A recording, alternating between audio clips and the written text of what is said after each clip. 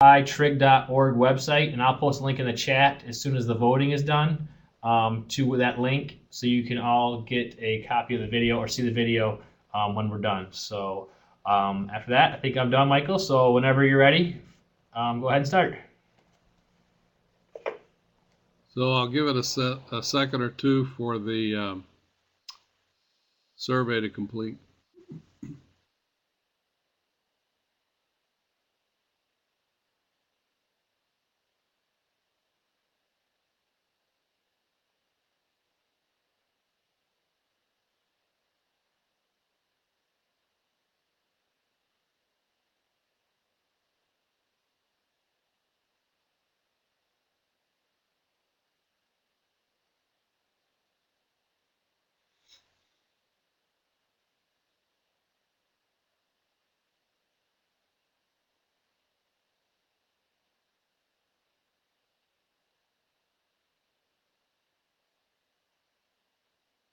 Oh, we do have somebody that said they're advanced. I was going to let them do the presentation.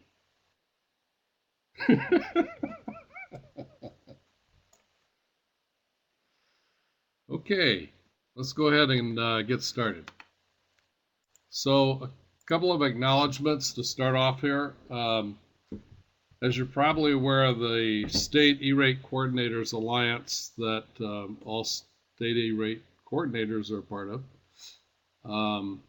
is really key to the work that we do, and they're a phenomenal brain trust.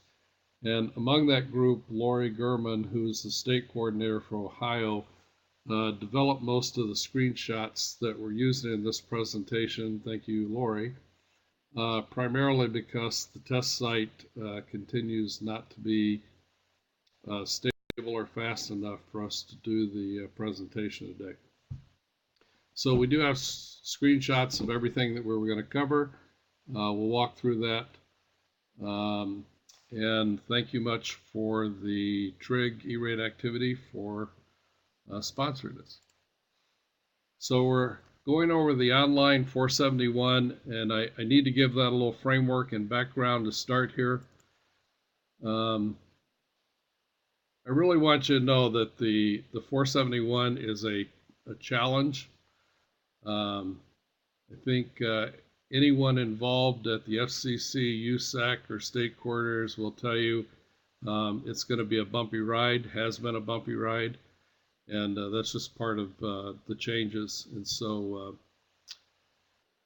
it's a work in progress. And as we have the challenges, just if we could keep communicating with each other, that'd be really helpful. Everybody's doing their best. I would tell you that on any given day, there's probably at least 30 to 50 questions that we have across the U.S. that really don't have answers at this point in time, and so we're doing our best. So my advice is ask questions, be patient, and keep calm. Again, the more that we can communicate with each other, the better chance we have of addressing issues. I liken to where we are like a snowstorm. It's difficult to navigate, but with the help of others, we'll get through, and so we'll go for it. As you're aware, the filing window opened on January 14th, and it closes on March 26th. And as a reminder, the 471 needs to be preceded by a 470, and the last date to file a 470 is February 26th, which in this particular window will be disastrous. I want to make sure that you understand the significance of what we're seeing so far. The level of data required, particularly for each funding request, what was the Block 5, is far more extensive. The requirement to have the item 21 completed and certified inside the 471 adds to the complexity. Due to the increased data, the complexity, and what we're seeing as an unproven system, both in terms of the software as well as just in its ability to handle the capacity of the users across the U.S., we would highly warn and encourage that you not wait until late in the application window to do your app. I would strongly recommend, if you have not started a 471 yet, that this week you go in, create a 471, start the process. You can always go back in and continue. You can add the pieces as you go, but at least get into the system and start getting familiar with it, so that you can see what it looks like, and that'll be the best thing that you can do to help yourself. This year, remember that you must have a separate 471 for Category 1 and Category 2, and remind you that the 471 for Category 1 is services to the building, Category 2 is within the building. I want to make sure you know about key resources that are available to help you with the 471, and because they're in a variety of different locations and some of the information is not being kept up in the news brief, I want to walk through and make sure you know at least what I know. So obviously, when you're on USAC's site, we have this E-rate modernization order section. I want to walk through that, even though you think you may know it, because I want to show you some things that are there that you may not have realized. First of all is the tip and troubleshooting guide, and I would presume that USAC is going to update that frequently. So it's always a place to double check. There's this section here on filing guidance that came up in the last week. They're anticipating that this cookbook, as they're calling it, will be quite extensive before they're done. Similarly, they've been working on filing guidance videos. They believe there's going to be like 11 to 15 of them by the time they get done. I would check those periodically. If you scroll on down, you'll notice that the FCC forms and instructions are there.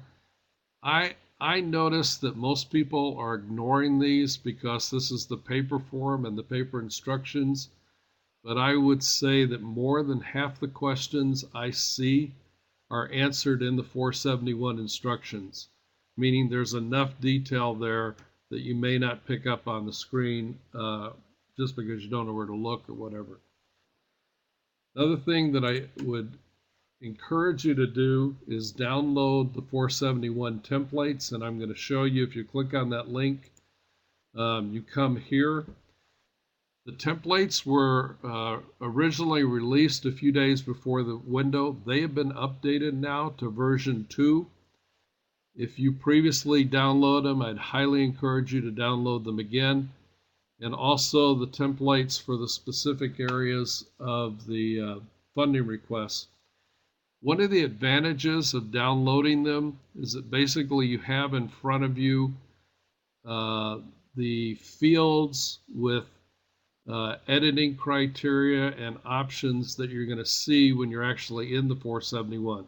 So even if you don't plan to use the template, they're a good tool for you to verify that you know what goes in those fields before you actually get into the 471. Again, these are what used to be the Block 4, and these are what used to be the Block 5. And if you are in fact going to use those templates, then by all means get them downloaded and start looking at them. USAC puts relevant news briefs to the window in the E-rate modernization order here, but I find not all the information's getting here, and particularly their special news briefs don't tend to make it here. So there are 3 places that I go looking for information as far as what USAC is sending out. One, of course, is the modernization order. Another is the news briefs. And then I also go in this latest news section. And oftentimes on the screen here, you'll see some special news briefs, etc. So I'll warn you that the information they're putting out is good, but again, it's not all in the same place. And as Lori can attest and others that I've talked to, oftentimes the concerns you're having are bubbling up to USAC, and within a week I see a news brief on them. So let's begin the walkthrough on the 471. Obviously, you're going to go to USAC's website. You're going to click on Apply Online, and you're going to come then to what was traditionally the forms location. You're going to click then on the teal FCC Form 471, and I want to make sure you know that this is where all 471 access is done. I'll show you what I mean by that here. Obviously, this is where you start a 471. It's also where you continue, and it's where you'll certify, but it's also where you need to come to display a 471. So any 471 that's been submitted that you want to see the information about, you'll come here. As I've said in the other webinars, they'll put a variety of information down here, but I don't see them keeping this up as consistently as the other areas.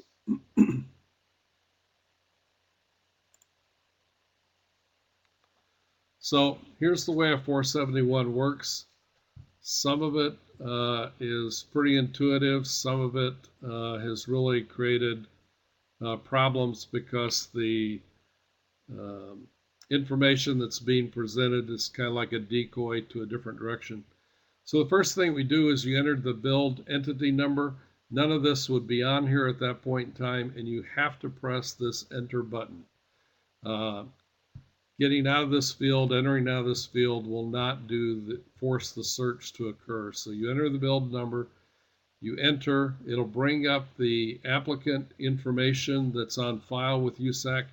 If you think that there's something significantly wrong about that, don't go any further. Get a hold of Customer Service Bureau, get it resolved before you go on. Assuming you have a past FCC registration number on file, it will come up in this box. Otherwise, you'll need to enter one. And if you don't have one, you should stop, arrange to get one, and go on. But we can't cover that here. Okay, the application is defined by the first couple of screens. So anything that you do incorrectly, you're going to have to start over because there's no way to come back from it. So at this point in time, we choose the applicant type, whether we're a school district, library consortium, or statewide app, and we identify what types of recipients we all, and you select all that apply. So for example, well, we'll get to that in a minute. So if you're a school district and you would indicate that you're a public school district, then you would enter your email address, and this is the email address of the individual filling out the form so that they can email you the security code and the application number. Once this information is entered and you click next, you have the ability to put in a nickname for this application. The moment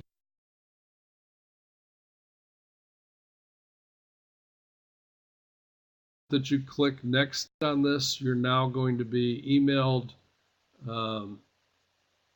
the application number and security code. The moment you click next, it creates this application. So when you come in, the first thing that you see is a question about whether or not a consultant is assisting you. We're going to go through this both ways, but I'll point out what the issues are here. So if you say yes, you're going to be given the ability to enter your consultant registration number. Make sure that you understand the following: that an applicant is considered to be using a consultant to assist them if in fact the person they're working with is not an employee of the organization and they are receiving a fee for the services that they're providing. So if you enter the consultant number and you would identify whether you are using them as your primary contact, you should be aware that consultant numbers are issued as individuals and then those individuals may in fact be part of a larger firm. Unless USAC has solved this in the last couple of days, the consultant registration numbers are being maintained by individual, and the email address is being maintained by individual. But what we're finding is that the address and the phone number and the fax number are being set up as the firm's address, phone number, and fax number. Even though the system may contain those individually, they're not being included in the application. So here's the alternate. If you said no, you can provide the contact person's name along with their email address. And then they want to know if that person is the same as on the billed entity. If they're not, then obviously you can put that information in, select the correct address, and you'll be all set. So now the application has been defined as far as what the entity it's for, who the contact person is, and now we're going to do the last major selection, and that is which category is the application for. And once you select category 1 or 2 and hit next, there's no way back to my knowledge. Remember that you cannot file category 1 and 2 on the same app. So I want to walk through the way that the application processes. We're going to show you both a manual entry as well as a upload entry, and talk a little bit about what may or may not be misleading. First of all, we're going to talk through what it's like to manually enter your entities. And one of the problems this is creating is that the first thing people see is import or copy. And that has caused a variety of applicants to say, how do I actually do this if I'm not going to import or copy the information? And it really is just a decoy problem. Just go down here and enter the entity number. Again, click Add Entity. And what it will begin to do is add those entities to the bin. What we're showing down here is the fact that this, if you look at the overall app, you have basic information, discount calculation, funding requests, and certifications. In the discount calculation section, what used to be block 4, once you enter your entities, they will all be underneath the bin. And so you can come back in here and click on the bin, or the name of the bin, to see the entities that are underneath it. You can click on Enter Data to actually manage the data that's been provided for those entities, or you can do the last section of the discount portion, which is the connectivity questions. So we're going to walk through those pieces. By the way, Anne Marie, I wanted to comment that if the questions get too numerous, or it's really best for us to stop and take Q&A for a while, feel free to interrupt me. Otherwise, I'll just keep going because trying to make the timeline. So if you're manually adding the entities, you're going to enter the entity number on the previous screen, and you're going to be given the opportunity then to enter the specific detailed information about that entity. Sorry. So you would have clicked the plus, you have put the entity number in, you're going to be given the opportunity to put the detailed fields in, and remember, these are the exact same fields that appear on the spreadsheet templates, so you could have this all typed and ready to go, or you can use the upload. Once that information has been entered, you have the ability then to calculate the discount. And you click in the fields, you add the student NSLP, you add the CEP percentage, etc. I'll walk through this in detail in just a moment when we get past the manual versus the upload. And you'll be able to recalculate that if you make changes. So let's just walk that back real quick. So you're going to enter you've already entered your bin. You're going to enter the entity numbers. You're going to put in the detailed information for each one of your entities.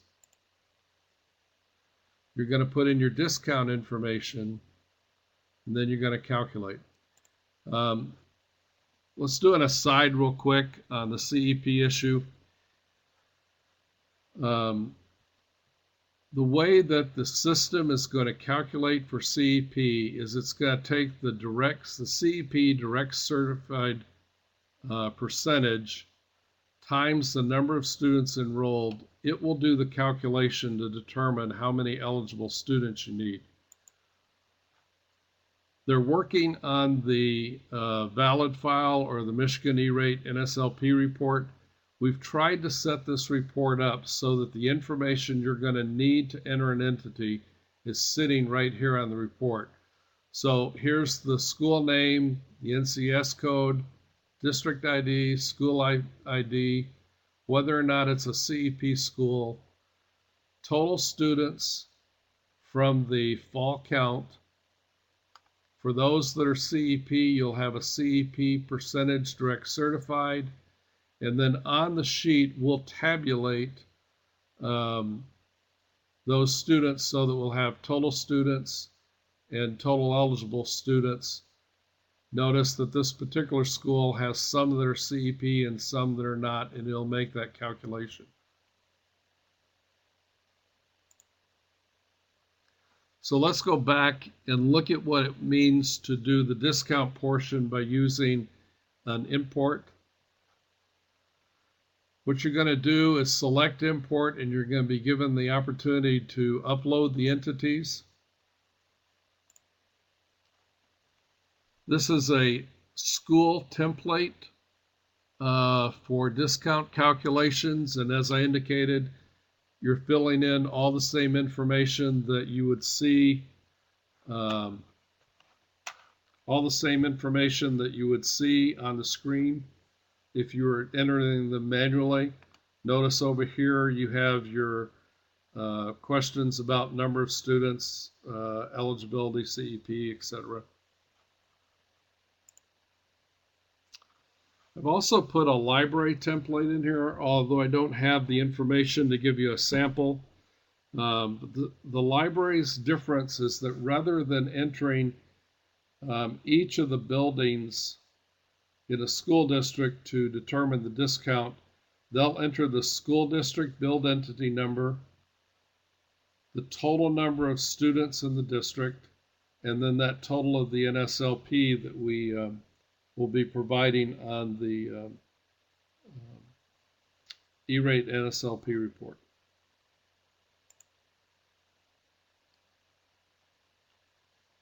So again, once information's been entered on the discount calculation screen, you can come back here and go back in and modify specific buildings. You can come in and modify the discount data, or you can come in here and go back to the connectivity questions.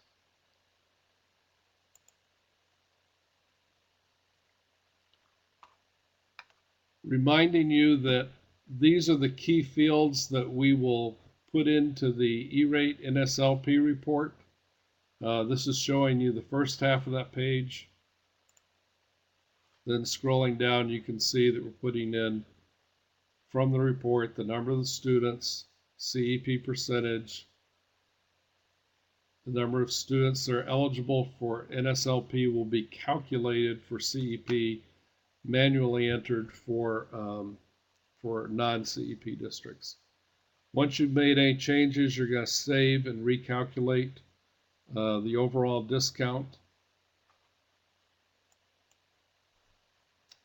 Then once you've completed that, you're into this section on connectivity. A lot of people have been concerned about the impact of this information on them, although I can't speak to how it might be used in a bad way. I can tell you what the issue is with this screen.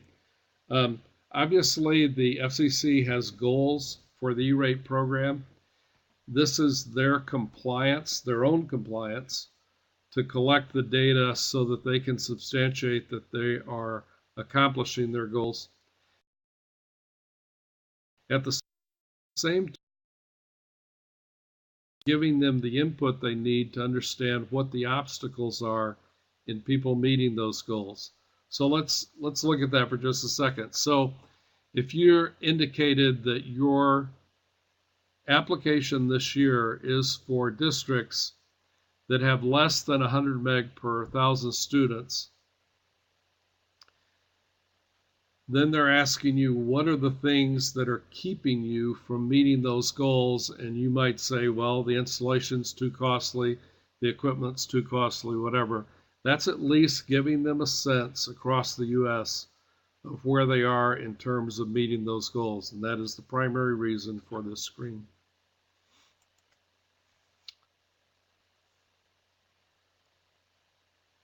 So I put this back in to show that if you have completed the discount section and you come back to it, you have the ability then to go back into this section and either change the entities, data, connectivity questions. There's been some debate as to how that's going to play out if you make changes here and you've already completed the rest of the app, and I can't answer that. But there are certain aspects in which you can come back and review and make changes. Obviously, when you get to your funding request, if you find that you've done something incorrectly, you'll have to come back here and fix it.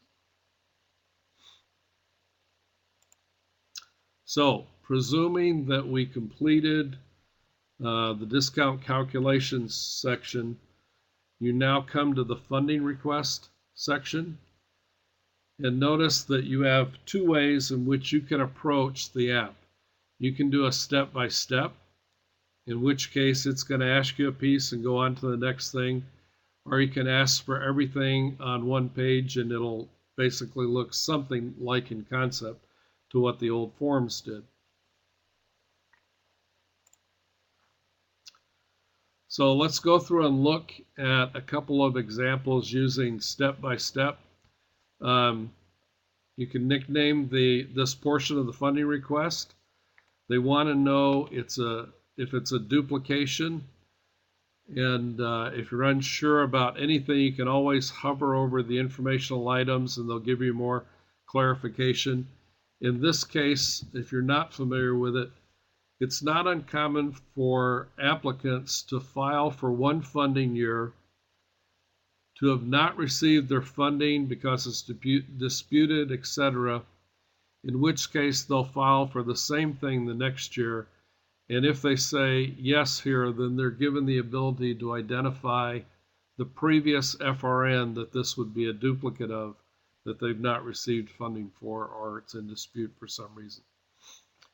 They then choose the service type, telecommunications, voice, or internet access. And that then determines how the rest of this application will be presented to them. So in this case, I believe we're doing internet access. So they're going to ask for the 470, establishing FCC Form 470. People think this is a misleading question. Did you post an FCC Form 470 for the product or service you're requesting? Because in many cases, the billed entity didn't post it, someone else did, but they were eligible to use it. The question is really asking whether or not you have a Form 470 or whether you were exempt from a Form 470. So don't be confused about the question. I would say 100% of the applicants in Michigan should be saying, yes, I posted a Form 470. The only exception is if they have the specific internet access provision that the FCC made exempt, and I don't know that people will have that. You identify your service provider's SPIN, and then if the service provider gave you a specific account number that you need to reference, that goes here. You then identify whether it's tariff, month-to-month contract. You don't have to have a contract number at the moment. If there is some reason, you can use NA or TBD. Then you're going to go through and enter the allowable contract award date, the date the contract expires, when the services will start.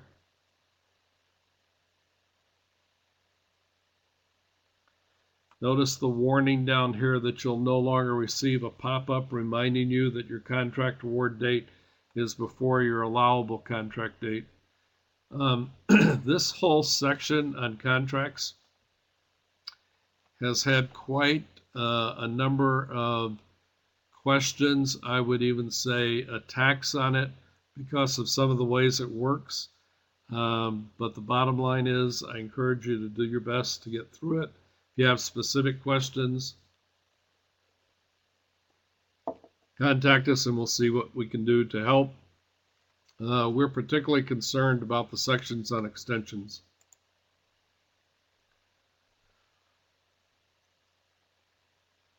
So you're going to, that's interesting. That's missing. I don't know why. Somehow that got that out, but one of the questions about voluntary extensions that I know Sika has gone over and over with USAC on is what exactly to do with contracts that are already in process. And there was a specific USAC brief on that, as I recall, and I would refer you to that. They want to know if it's covered under a master contract and if the FRN is a continuation from a previous funding year based on a multi-year contract. All stuff that you've seen before. This box is probably the bailout box from what we're thinking of as the E-rate community. There are a variety of places in the funding request that applicants are struggling with how to resolve the fact that the application doesn't give them the provision to communicate certain information. The only place we know that you might be able to put a note in for PIA is in this narrative box. I would highly encourage you to view this as more than just communicating what services you're requesting, but any unique problem that you encountered, that you addressed in a certain way, or something you didn't feel you could communicate, use the narrative box to cover yourself with PIA and ultimately USAC in the event that there's a dispute. This is also a good place to communicate to PIA about concerns that you had that they might then follow up with you during the PIA process. Remember that pricing, quote unquote, is no longer confidential, but there is a provision to identify that this specific contract is confidential and to identify the type of restriction.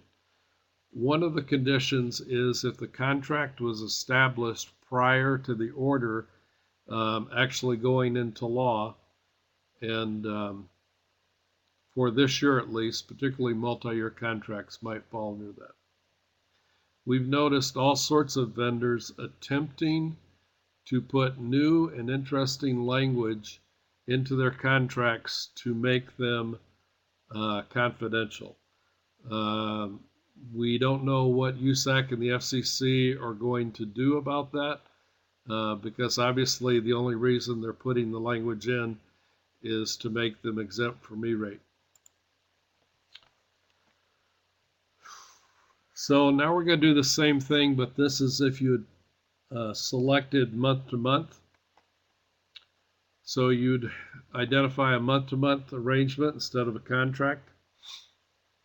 You're going to put in your service start and service end.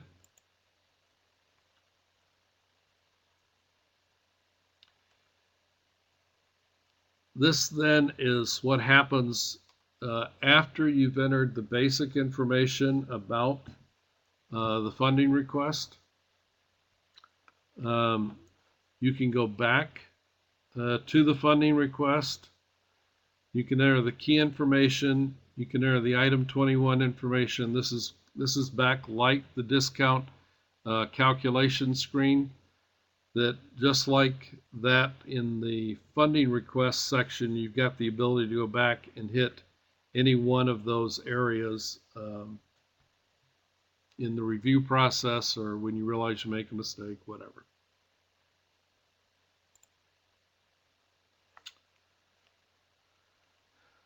So what we're going to do is show you that there are different ways to do the funding request information. You can upload it just like with the discount information, or you can add the individual line items. If you do select upload, you'll get the upload screen, be able to browse to your spreadsheet template and bring it in that way. So if you were adding the individual lines, you would put in the type of service. And so what we're going to go through at this point in time is what the completion of a funding request for internet access would look like. So we have type of service, type of connection, the purpose, and then all the questions about the number of lines, the bandwidth, speed, etc. Again, these are exactly the same as the fields that you'll find in the spreadsheet template. If you're not aware, there's been quite a discussion about the difference between transport, internet access, etc. And there was a special news brief that came out to answer those questions. Hopefully you've seen that by now. If not, refer to the previous portion where I showed you where they are. This is what it looked like to complete a voice service funding request. So notice that the type request is voice service, local, long distance. If you're doing voice service, you're going to leave fields blank that are not applicable and ultimately click on save. Again, this is a place if for some reason you had issues because of voice, internet access, whatever, I'd encourage you to go back to the narrative and put comments in there to cover yourself for whatever you wrestled with. Obviously, you can ask questions, but my point is we're not believing that every question is going to be addressed by USAC before the window closes. And so anything you can do to cover yourself, use the narrative to do that, as well as logging your questions with the Customer Service Bureau, keeping your responses on file, and those type of things. So once you've completed the funding request, you're now going to go into managing the recipients, and you're identifying who it is that's actually receiving the service. You'll click on Manage Recipients. And depending on whether you tell, let me go back.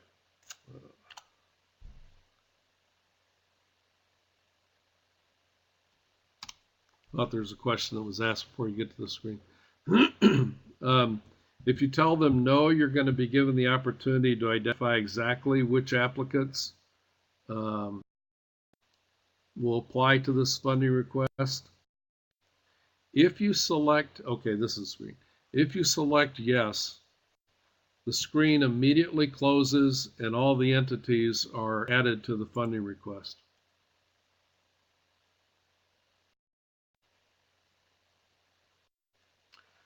So all this screen is showing you is how they were actually allocated.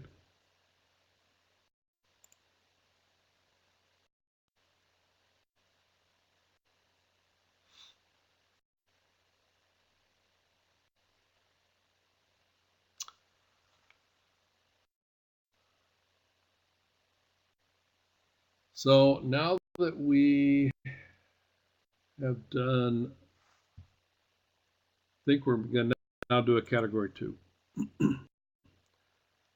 So we're going to do a funding request for category 2.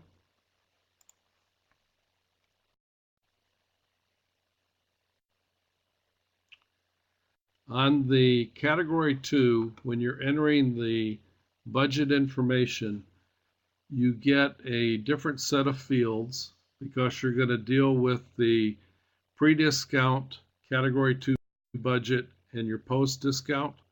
So once you've entered in this information, it will calculate these fields and display them.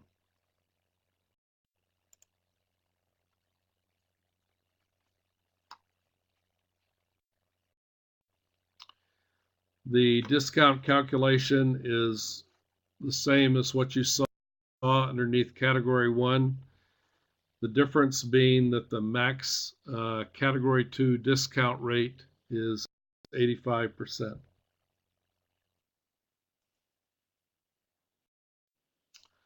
So again, under category 2, for the funding request, you're going to enter the service type, either basic maintenance, internal connections, or managed internal broadband services.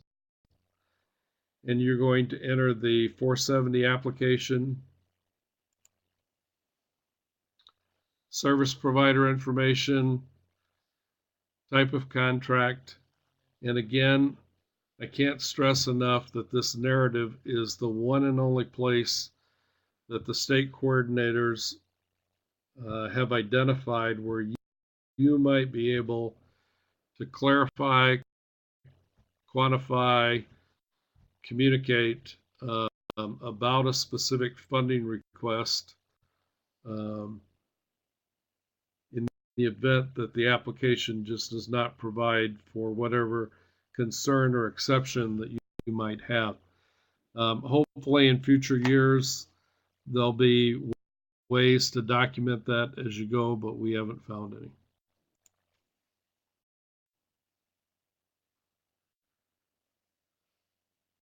So now that you've entered the managed Wi-Fi, if you will, funding request. Michael, it looks like your screens might not be changing. Back to that. Let me see if it comes back if I start and reshare it. Okay. Probably gonna have to go out and come back in.